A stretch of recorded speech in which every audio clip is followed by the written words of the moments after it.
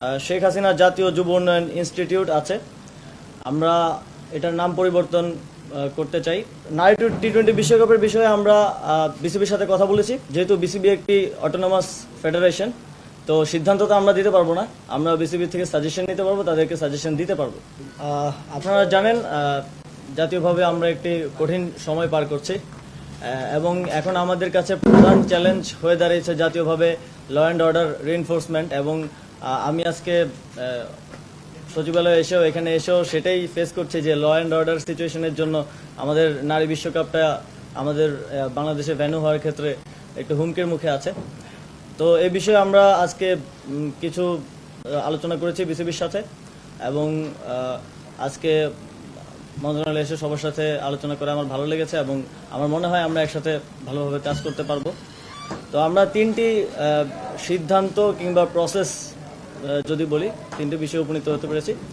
প্রথম হচ্ছে যুব ক্রীড়া মন্ত্রণালয়ের অধীনে শেখ হাসিনা জাতীয় যুব উন্নয়ন ইনস্টিটিউট আছে। আমরা এটার নাম পরিবর্তন করতে চাই।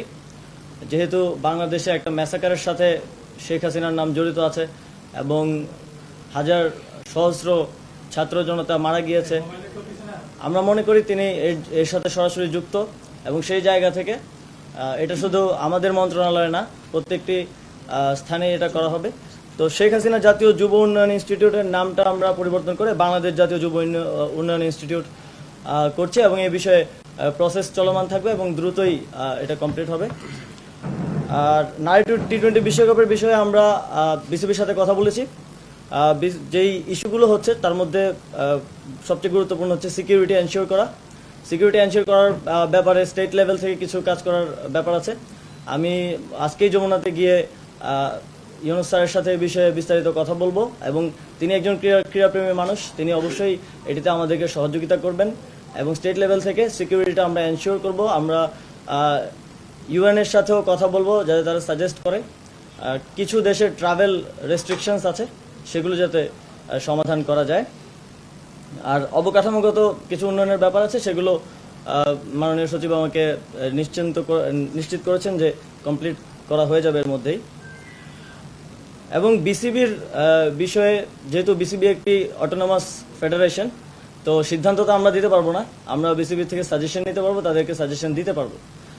সো বিসিবির সভাপতি অনুপস্থিত আছেন।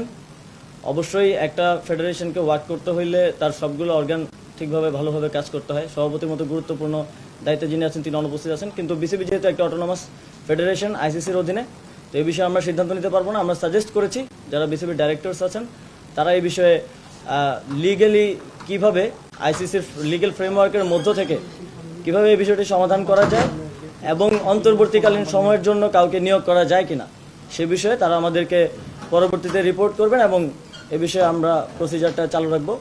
তো এই তিনটি সিদ্ধান্ত কিংবা প্রসেস যাই বলেন, আজকে আমরা উপনীত হতে পেরেছি এবং সামনে আরও আজকে আমি সময় দিতে পারছি না, কারণ আমাদের আপনারা জানেন প্রধান বিচারপতির শপথ গ্রহণ অনুষ্ঠান আছে।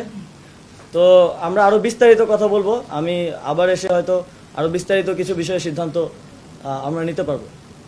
আসলে আজকে সময় স্বল্পতার কারণে এবং নারী টি-20 বিশ্বকাপের কারণে বিসিবির সাথে আমরা আলোচনা করার সময় বা সুযোগ পেয়েছি। বাকি ফেডারেশনগুলোর সাথে আমরা পর্যায়ক্রমে আলোচনার ভিত্তিতে এই বিষয়গুলোতে তাদেরকে সাজেশন দেওয়ার থাকলে সাজেশন দেবো এবং অবশ্যই লিগ্যাল ফ্রেমওয়ার্কের ভিত্তিতে কাজগুলো করতে হবে। যেহেতু অটোনমাস প্রত্যেকটা বডি, আমাদেরকে প্রসেস ফলো করতে হবে। যে কোনো পরিবর্তনের ক্ষেত্রে পরিবর্তন আমরা অবশ্যই করার জন্য তাদেরকে সাজেস্ট করব, কিন্তু প্রসেসটা ফলো করাটা জরুরি।